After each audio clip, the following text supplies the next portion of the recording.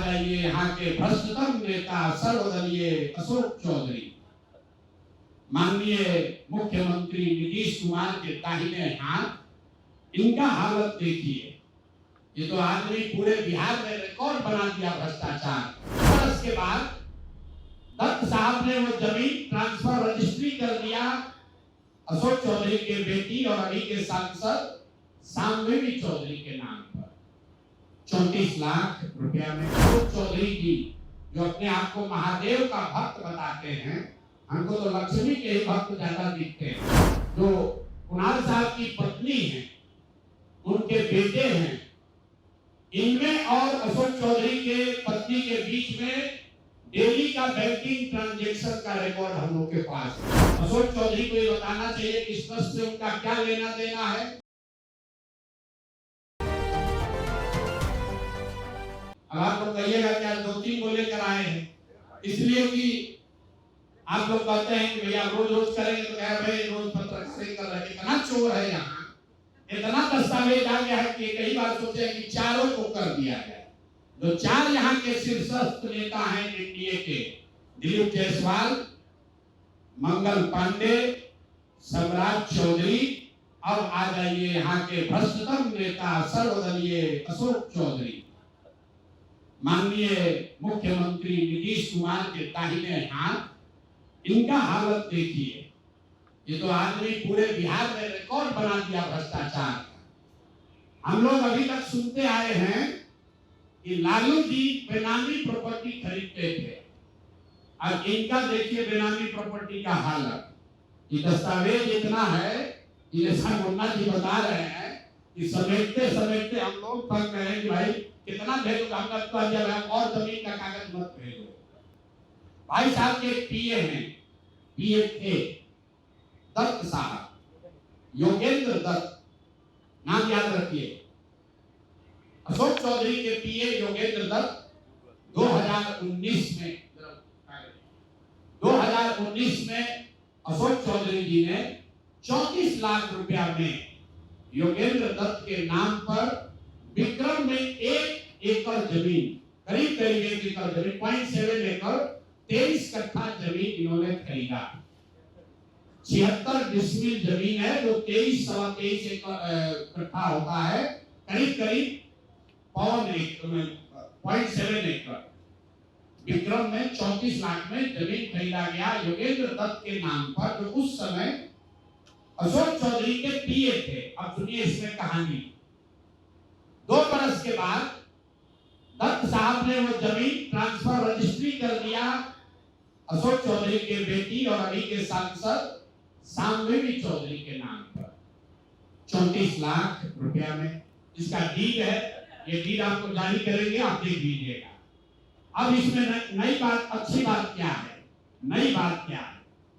34 लाख रुपया में जो दत्त साहब ने जमीन खरीदी थी, और यहाँ रजिस्ट्रार ऑफिस में लिखा गया 34 लाख रुपए में दत्त बेच रहे हैं जमीन सामवेदी चौधरी को, और एक दत्त साहब को पैसा कितना गया बैंक से? 10 लाख रुपया। वो बैंक का अकाउंट डिटेल है, जरा दीजिए, तारीख आपको बता देते हैं। 2 साल के बाद जो जमीन अशोक चौधरी ने अपने पीए के नाम पर खरीदी थी, वही जमीन वापस 2 बरस के बाद अपने बेटी के नाम पर लिखवा लिया, और 34 लाख के रुपए के जमीन के एवज में अशोक चौधरी ने दत्त साहब को 10 लाख रुपया बैंक से भेजा। यहां तक भी बात ठीक है भाई, ये कह सकते हैं कि हम बाद में पैसा दिए होंगे। इसी बीच इनकी बेटी चुनाव लड़ने चली गई, तो इनकम टैक्स ने इनको नोटिस किया कि भाई आपकी जो प्रॉपर्टी है वो 34 लाख की है, और बैंक में आप सिर्फ 10 लाख रुपया दिखा रहे हैं, बाकी का पैसा कहाँ? तो 10 लाख जमीन इनकी रजिस्ट्री हुई है।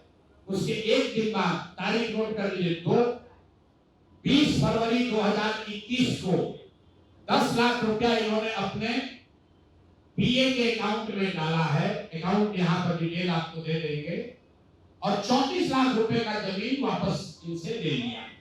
जब इनकम टैक्स ने नोटिस रेज किया कि जमीन है 34 लाख का और अकाउंट में सिर्फ 10 लाख रुपया ही दिख रहा है, तो 4 वर्ष के बाद 27 अप्रैल 2025 को जमीन लिखवाया है 2021 में।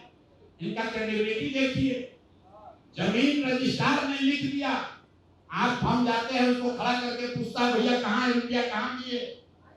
ये 19 में इन्होंने बेनामी जमीन खरीदी पीए के नाम पर, 21 में उस जमीन को वापस अपने बेटी के नाम पर लिखवाया। 10 लाख रुपया का ट्रांजैक्शन हुआ।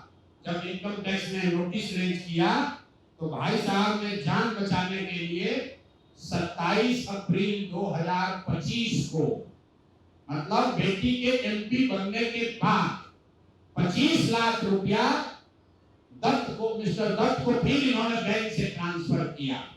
तो मैं आपके जरिए अशोक चौधरी जी, जो अपने आप को महादेव का भक्त बताते हैं, हमको तो लक्ष्मी के ही भक्त ज्यादा दिखते हैं, महादेव के भक्त नहीं है, ये लक्ष्मी के भक्त हैं। अगर आपने 34 लाख रुपए की जमीन अपने पीए से अपने बेटी के नाम पर खरीदी तो उसका भुगतान क्यों नहीं किया? 10 लाख की क्यों भुगतान किया? और अगर आप कहते हैं कि 10 लाख की भुगतान तय हुआ था तो फिर बाद में 25 लाख रुपया 3 वर्ष के बाद इनकम टैक्स के नोटिस आने के बाद क्यों किया? अब आपको हम एक छोटा सा केस बता रहे हैं, इसका वैल्यू 34 लाख है, लेकिन आपको ये इसलिए बता रहे हैं कि इनका मोडस ऑपरेंडी क्या है, क्योंकि उसके बाद अब जो आपको बताएंगे ये भाई साहब पिछले 2 वर्ष में 200 करोड़ रुपया से ज्यादा का संपत्ति, 200 करोड़ रुपए से ज्यादा का संपत्ति अपने पत्नी, अपने बेटी, अपने संगम, उनसे जुड़ा हुआ एक ट्रस्ट, मानव वैभव विकास ट्रस्ट, इसके माध्यम से इन्होंने जमीन खरीदी है करीब 200 करोड़ रुपए का। और सारा डीड, एक एक जिस दिन का ट्रांजैक्शन है वो सारा डीड आपको यहाँ पर, आप चाहे तो उसका फोटोकॉपी ले सकते हैं। मैं एक बात क्लियर कर दूं, यहाँ जो मानव वैभव विकास ट्रस्ट है हमारे पास उसके खिलाफ सबूत नहीं है। हम ये बता रहे हैं कि जब इनकी बेटी का एंगेजमेंट हुआ है उसके बाद से अचानक से मानव विकास वैभव ट्रस्ट जो है, जो कुणाल साहब के परिवार से जुड़ा हुआ ट्रस्ट है और उसमें यहाँ के बड़े कुछ पदाधिकारी भी हैं, जियालाल आर्य बहुत ईमानदार व्यक्ति हैं, वो भी ट्रस्टी हैं। तो मैं आपके जरिए उनसे भी आग्रह करूंगा कि सर आप तो जीवन भर ईमानदारी के लिए आपका नाम हम लोग जानते हैं, ये बताएं कि आपके ये न्यास के माध्यम से सैकड़ों करोड़ रुपए की जमीन कहां से खरीदी जा रही है, ये पैसा कहां से आ रहा है, ये पैसा कहां से आ रहा है? क्योंकि इस ट्रस्ट के ट्रस्टी जो कुणाल साहब की पत्नी है, उनके बेटे हैं, इनमें और अशोक चौधरी के पत्नी के बीच में डेली का बैंकिंग ट्रांजैक्शन का रिकॉर्ड हम लोग के पास है।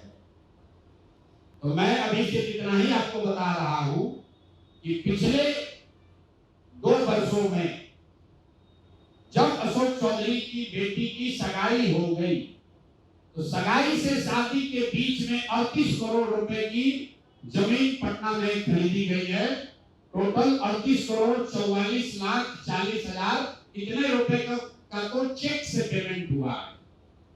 चेक से पेमेंट हुआ है 38 करोड़ 44 लाख 40 हजार।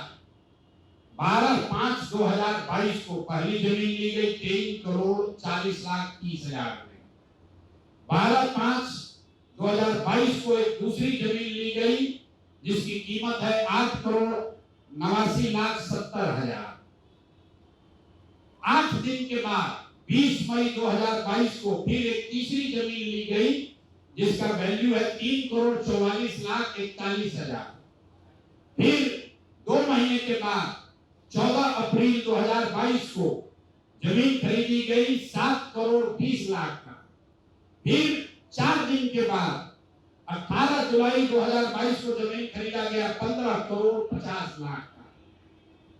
और ये सारी जमीन इंगेजमेंट और शादी के बीच के डेट है, उतना ही आपको बता रहे हैं।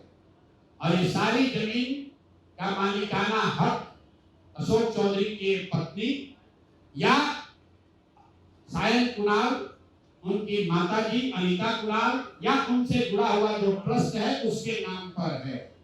तो भाई इस ट्रस्ट में 1 करोड़ की जमीन भी नहीं खरीदी जा रही थी। जैसे ही इनका बेटी से एंगेजमेंट हुआ, उस ट्रस्ट से सैकड़ों करोड़ रुपए की जमीन खरीदी जा रही है। तो ये पब्लिक इंटरेस्ट में है कि ट्रस्ट से जुड़े हुए लोग ये आपको बताएं कि आखिर इतना पैसा उस ट्रस्ट में न्यास में आ कहां से रहा। और अशोक चौधरी जी या उनकी पत्नी जो उस न्यास में मेंबर नहीं है, उनसे इनका सीधा क्या संबंध है। हम लोग के पास जो पेपर है उसके मुताबिक करीब करीब 200 करोड़ रुपए की जमीन खरीदी गई है इनके द्वारा, अशोक चौधरी और इनके परिवार के द्वारा। और ट्रस्ट में जियालाल आर्या के साथ साथ एक महिला भी है जिसको लोग बता रहे हैं कि अभी के मुख्य सचिव प्रत्यय अमृत की माता जी है। अभी के मुख्य सचिव की माता जी शायद उस ट्रस्ट में है, मैं उसको कंफर्म नहीं कर रहा हूं, लेकिन मुझे ये जानकारी अभी आते आते किसी ने दिया। तो इस ट्रस्ट के बारे में पता कर लीजिए। अशोक चौधरी को ये बताना चाहिए कि इस ट्रस्ट से उनका क्या लेना देना है, और अगर कुछ लेना देना नहीं है तो इस ट्रस्ट की ट्रेजरर जो अनीता जी हैं, कुणाल साहब की पत्नी, उनके अकाउंट से इनके पत्नी के अकाउंट में इतना पैसा कैसे आ रहा है, ये बात अशोक चौधरी जी को बताना चाहिए। तो भैया ये 3 चीज हो गए। अब अंतिम छोटा भैया नेता है